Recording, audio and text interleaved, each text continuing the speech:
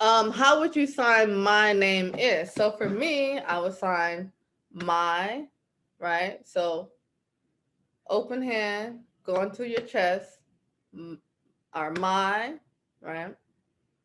Name. So it's basically like the letter H stacked on top. You hit it twice. My name.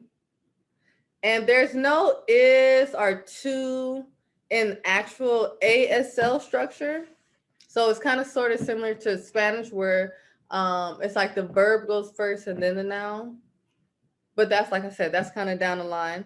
So you say, my name is Amber. But for instance, for you, Natalie, it would be my name is Natalie. Okay.